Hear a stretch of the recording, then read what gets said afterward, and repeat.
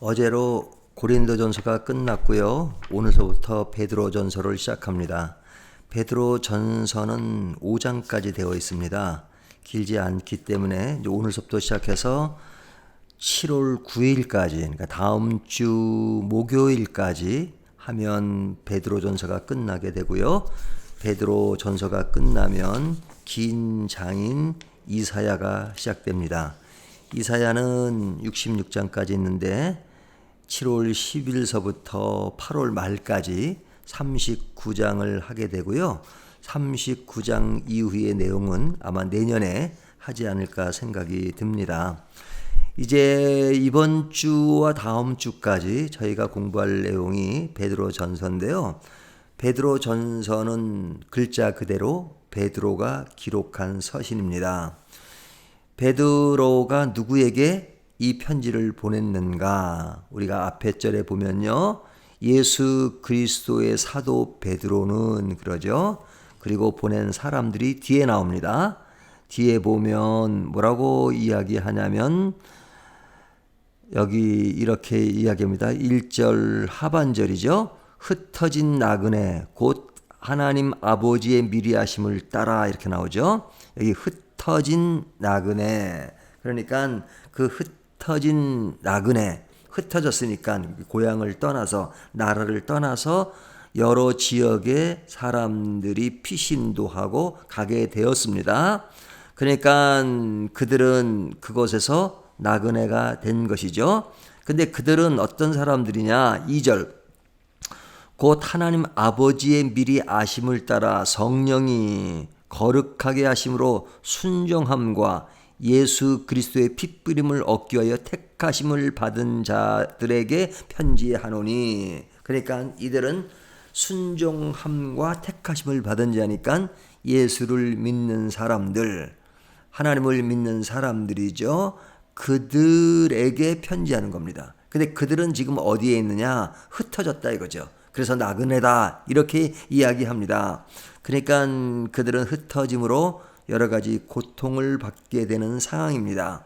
그러니까 순종함과 택하심을 받은 자들은 흩어짐도 없고 고생도 없고 고난도 없을 것이라고 생각하지만 여기에 베드로는 어려움을 겪는 그리스도인들에게 편지를 보냈다 이렇게 이야기할 수 있는 거죠. 그리고 나오는 앞에 3절부터 12절까지 내용은 그들에게 어려움이 있다 할지라도 그들에게 부여된 것이 무엇인가 하는 세 가지를 이야기합니다. 그 세 가지가 뭐냐면 첫 번째는요, 찬송이 그들에게 있다는 것이고요. 두 번째는 기쁨이 있다는 것이고요. 세 번째는 구원이 있다는 이야기입니다.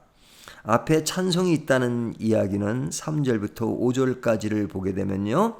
여기 보면 이렇게 이야기하죠. 궁율대로 부활하게 하심으로 말미암아 그렇게 이야기하고 있죠. 여기 3절 다시 봅니다. 그의 많으신 궁율대로 예수 그리스도를 죽은 자 가운데서 부활하게 하심으로 말미암아 우리를 거듭나게 하사죠. 우리를 거듭나게 하셨다. 무엇으로? 긍휼대로. 그리고 산 소망이 있게 하시며, 여기 보면 긍휼대로 부활하게 하시고 산 소망이 있게 하시고, 또 4절을 보게 되면요. 이렇게 썩지 않고 더럽히지 않고 새하지 아니하는 유업을 잊게 하시나니, 유업을 잊게 하시나니 그러죠. 뭐 여기 산 소망, 유업 이런 이야기를 굳이 뭐 설명할 필요도 없겠죠. 그리고 5절을 보면 너희는 말세에 나타내기로 예비하신 구원을 얻기 위하여 믿음으로 말미암아 하나님의 능력으로 보호하심을 받았느니라 그러죠. 이게 보호하심을 받았다. 그러니까 산소망과 유혹과 보호하심, 이 모든 것이 찬송하는 것이죠.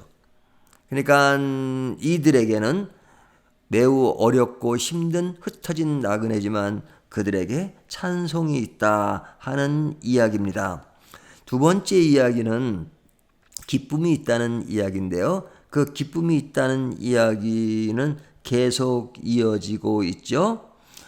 6절 보면 그러므로 너희가 이제 여러 가지 시험으로 말미암아 잠깐 근심하게 되지 않을 수 없으나 오히려 크게 기뻐하는도다. 자, 여기 기뻐하는도다. 지금은 잠깐 근심하게 되나.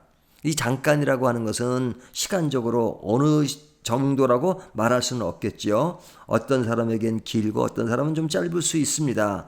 하지만 이 세상에 어느 시간이든 간에 잠깐 근심하게 하나 그 기간 동안은 불로 연단하는 기간이다. 이렇게 말하죠. 그래서 7절 너희 믿음의 확실함은 불로 연단하여도 없어질 금보다 더 귀하여 예수 그리스도께서 나타나실 때 여기 보면 칭찬과 영광과 존귀를 얻게 할 것이니라.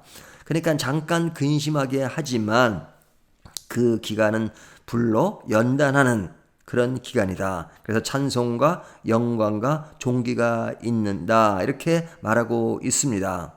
자, 이것이 말할 수 없는 영광이다. 이렇게 말하죠. 예수를 너희가 보지 못하였으나 사랑하는도다. 이제도 보지 못하나 믿고 말할 수 없는 영광스러운 즐거움으로 기뻐하니 믿음의 결국 곧 영혼의 구원을 받음이라. 그러죠. 여기 보면 영혼의 구원을 받는 이 모든 것들 지금은 보지 못하지만 그러나 그들에게는 기쁨이 넘친다 하는 이야기입니다. 그리고 이제 잠깐 얘기가 나온 것처럼 세 번째는 구원이 있다라고 이야기하고 있죠.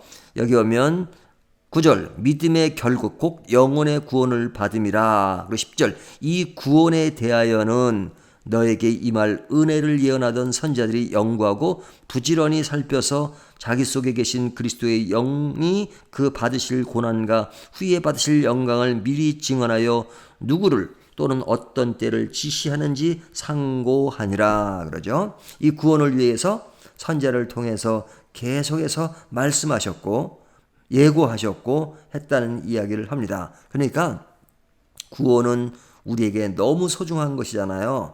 그 구원을 이루기 위해서 하나님은 선지자를 통해서 계속해서 그 구원에 이르는 여정을 이루어 가신 것을 볼 수 있지요. 그 다음에 이어지는 것은 이 모든 것들이 너희를 위함이다 이렇게 말하죠. 너희를 위한 그것은 너희뿐만 아니라 오늘 우리들을 위해서 구원이 이루어졌다는 것 너무너무 감사하죠. 그리고 12절 마지막 절에 가보면 뭐라고 말씀하시나요? 이 섬긴 바가 자기를 위한 것이 아니요 너희를 위한 것이 계시로 알게 되었으니 이것은 하늘로부터 보내신 성령을 힘입어 복음을 전하는 자들로 이제 너희에게 알린 것이요 천사들도 살펴보기를 원하는 것이니라. 이 모든 것들이 전 선지자를 통해서 준비되고 했던 모든 것들이 이제 많은 사람들에게 알게 되어서 구원이 얼마나 소중한 것인가 하는 것을 믿고 알게 됐다는 것이 얼마나 감사한 일인가 하는 이야기입니다.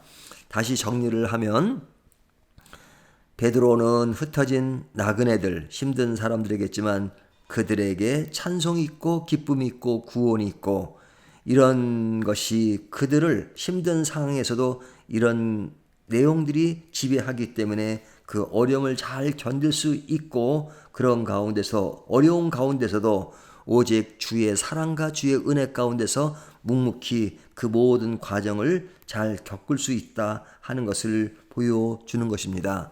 지금 잠깐은 힘들 수 있으나 우리는 힘든 자체로 끝나지 않고 영원한 생명이 있다는 것을 다시 한번 생각하면서 오늘도 영원한 생명에 초점을 맡아보는 저희가 되기를 진정 바라겠습니다.